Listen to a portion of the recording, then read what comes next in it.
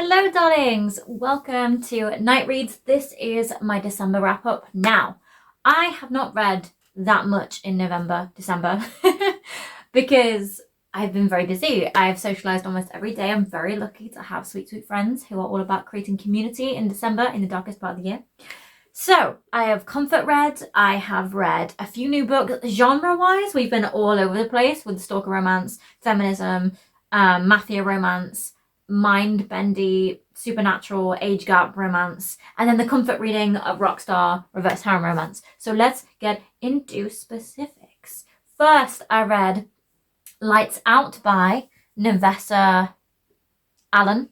So we have Ali and Josh. This is the stalker romance where we have Ali, who is a trauma nurse, thoroughly burnt out and ready to be taken care of.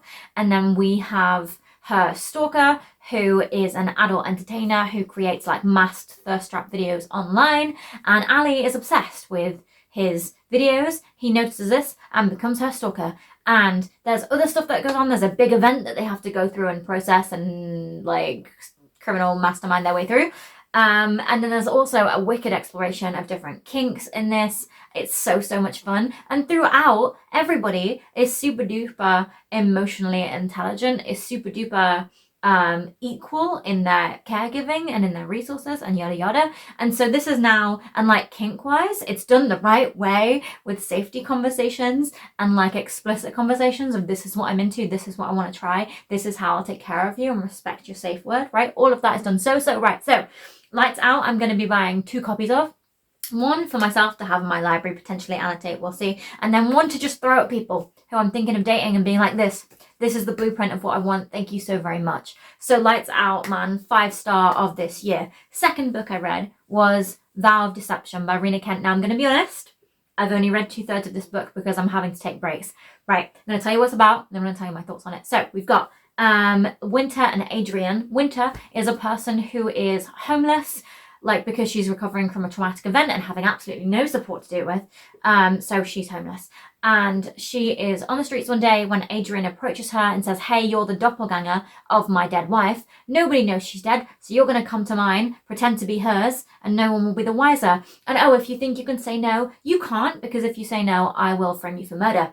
Which is what he does. So she says yes of her own free will, clearly, and basically gets kidnapped by him. And then we meet their son. I can't remember the name of right now. We'll get to it. And she begins being the mum for this boy. And that, like, I will say the way Jeremy is used in the plot is to add meaning. So to remind the audience that there are really high stakes. If this goes wrong, people can die and a son will be without his father and pseudo mother, right? So it reminds you of the stakes and also is used as like a pivotal bonding moment between everyone and kind of sees how the relationship changes over time. Now, premise wise is what's keeping me hooked with this book, because we've got the questions of what happened to Adrian's original wife, Leia. We've got, is Winter going to be able to keep up with the Mafia world? Because again, if she makes a single mistake, because bear in mind she's expected to know everything the way Leia did, then somebody's going to die. So there's the question of, is she going to be able to survive? Is she going to be able to escape? Because remember, she's been kidnapped into this situation, regardless of maybe the fun kink stuff that happens or any feelings that develop. She has been kidnapped. So there is a question of, will she survive? And then there's also a background mystery of what actually happened with Leia, because we kind of learn throughout that Leia tried to escape and it didn't go so well.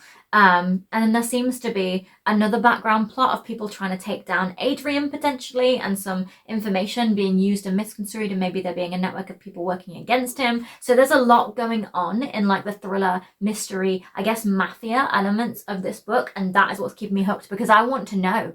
I want to know. Plus, we've got Winter's relationship with her trauma, and there's like a subplot of, is she being brainwashed into potentially fulfilling a murder plot against Adrian?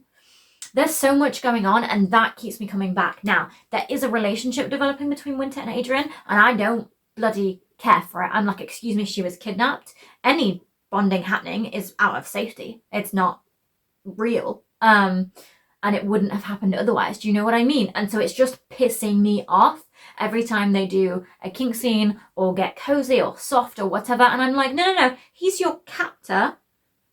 anything you're doing right now is for survival, and it pisses me off that it's being like portrayed as this like sappy, oh, he has a soft side. No, okay? And I'm aware this is a 3-book trilogy, right? And this is the first book, and maybe I'm not supposed to be giving a shit about the like romance element, but unless he falls to his knees groveling and swears that he'll never do this again and he sees her as a goddamn person, I'm not forgiving him for a damn thing.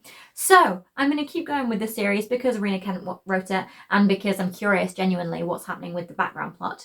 But the relationship, not here for it, not at all. If you have a Mafia romance that is of a different form that you think I might get into, pop it in the comments, because genuinely curious. But so far I'm like, nah, if you're just going to traumatize people and call that a romance, nah, not it. The other book I'm reading, dipping back into, is Women Living Deliciously. That's an audiobook that I'm just going to keep coming back to throughout the year. I'm not going to say too much about it because it was in my last video, but it's basically a feminist book on living deliciously, living authentically, living as yourself for yourself. And it looks at internalized patriarchy, internalized misogyny, and how to unpick it and actually live for yourself rather than the male gaze.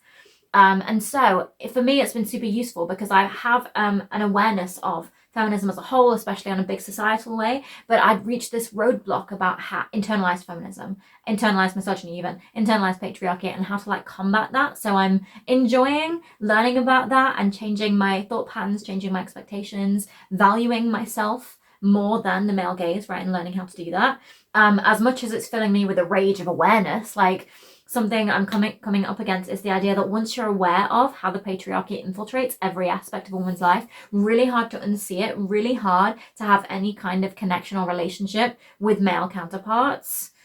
I mean, that sounds a bit severe, but in the sense of you won't be able to unsee the patriarchy. So you can still love and respect and care for and enjoy relationships with men, however that comes about, but there's still that awareness and it still fills me with rage. So I'm all about holding men accountable for their bullshit. And that's going to be any part of my connection to the men in my life going forward. And the ones who respond well or are willing to learn, you stay. The rest of them, nah, goodbye. So that's where I'm at with that. The other book I've just started reading by Carrie Cole is called The Lovely Return. I'm going to tell you a bit about it. I'm going to tell you why Carrie Cole just rips my heart out every time, and my thoughts so far. So I'm about 2/3 of the way through this book, and The Lovely Return is about Alex, male who has had a traumatic car accident with his wife Bria and lost Bria and their baby in that car accident. So he's really stuck in time and grieving. That's not a spoiler because that's in the blurb. It's given to you straight away. Then we have Penny, who is the reincarnated wife, but she's also Penny. She's also Penny in all those ways. And so it's kind of about their connection as she grows up. And will it form into a full-on relationship? I don't know. I don't know how this is going to go. And Carrie Cole is someone who will write endings that fit her characters. And so far, they've had interactions when Penny is 4, when Penny is 9, when Penny is 12, and now when Penny is 16. And for me, I'm like, if any relationship happens at 16, no, not okay. I will DNF this so hard because he is in his 30s. He is a full-on dad and an adult to someone, right? And again, not spoilers. This is all in the blurb in the description. And then, so there's kind of that budding relationship. There's the question of, is this a supernatural reincarnation, or does Penny have some kind of attachment issue? We don't quite know. And I'm very curious how things are going to roll out, how things are going to end up. Because again, Carrie Cole writes endings that fit her characters. So she will rip your heart out in the most wholesome of ways. And I'm ready for it. When I read Carrie Cole, I'm like, okay, I'm just take my heart. Just take it. I'm ready. But it's also a lovely, relaxing time because of the way she writes is very easy to read, as much as it might be heart-wrenching. So yeah, it's an experience. And another time I will share my journey with the book No Tomorrow by Carrie Cole, which ripped my heart out 3 years ago and I still haven't forgiven it. But that is why it's taken me half a year to emotionally prepare to read another Carrie Cole book. Actually, it's taken me 3 years to read another Carrie Cole book. About 6 months to come to grips with actually picking one up and buying one. And here we are. So I'll tell you what I think when I probably finish it at the end of this month in the next week, because I am reading it a little bit every day. And then I'll fill you in my January wrap up. But I'm counting it as a December because I know I'm going to finish it before December. But I can't record on the 31st because that ain't the schedule. So the other books I've been reading, my comfort reads are the Beauty and Lies trilogy by C.M. Stunek. it is a reverse harem rock star romance. We have Lilith, we have Paxton, we have Muse, we have Ransom, we have Cope, and we have Michael. This is a rock star romance. It's based around grief though, and getting through grief and building a life for yourself after it. So it's not a spoiler to say this because it's in the blurb, but Lilith is in a conveniently traumatic situation in the sense that she has lost her dad. She is now homeless. She is trying to get back to New York to get to his funeral on time. And she's lost all of her possessions, everything. And it just so happens she has tickets to Beauty and Lies concerts, tries to sell them, fails to, and instead finds Paxton in the middle of a car park and wins some kind of contest to be around them. So then they all connect in various incredibly sweet ways. And we have so many tropes of them being really real people with real stories, with their own little emotional complex lives, and the way they interact with Lilith, it's all about healing, as hot as the group scenes are. So we have Paxton, who is your rich English guy with parent issues and a bad attitude, right? That's Paxton. We have Muse, who is cheeky and adorable and soft. We have Ransom, who is quiet and mysterious and sweet. And we have Cope, who is your boyfriend next door kind of vibe. He is so willing to be there for you emotionally, but he's unwilling for things to go any further for various reasons you'll find out. And then we have Michael, who is incredibly intense, incredibly possessive. Michael and Paxton are both like very assertive kind of leadership types. And so they kind of butt heads and it's funny as heck. So you kind of have, I can't share any more about the characters because that tells you their backstory and you need to be there to get it. But just know this story is incredibly character driven. You dive deep into the backstories of each of these characters and that why their relationship with Lilith is the way it is. But we deal with like backstories and then the conflict between Ransom and Paxton and Lilith's different relationships with all of them and like developing sexuality because she's 21, so she is discovering who she is, how to value her art, her sexual journey, all of that while getting to explore different spaces and different opportunities with these guys. So that's really cool. I will say on a reread, the emotions hit really hard with this series, but not a lot happens event-wise. We have like some conflicts come up, some things that go wrong. We have meeting of certain important people that is messy, right? We have plot points that happen, but this series is mostly character driven. So we're dealing with the characters' backstories, their hesitancies in relationships, their challenges and like how to overcome them. And really this series is about looking your emotions dead in the eye and feeling them and getting through that moment with a support network around you. And that is why this is a comfort read to me. The fact that it happens with a rock star band who are performing, just total bonus.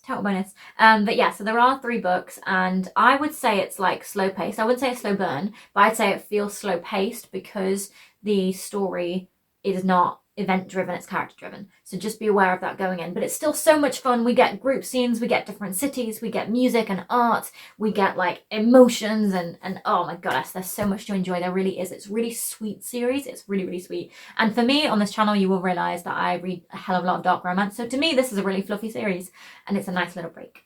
So that has been my December wrap up. This is going to be a shorter video because that's all I've read this month, but another video is coming very, very soon of my reflections reading across the year. That's going to be a longer video because frankly, there's a lot to cover. We haven't been friends for this whole year yet, so there's a lot to fill you in on. But I'm really excited to because the questions are really interesting. I got them from Larry Reads. Go check out Larry Reads. I'm sure you already know who she is. She inspired me to start this whole thing. So I'm really, really excited to share. Let me know any thoughts on how this is going because I feel like I want to keep improving to kind of give you guys the best content and be able to talk about these stories as much as possible without giving too much away. I am going to get into the habit of giving spoiler warnings and maybe timestamping that to make things easier.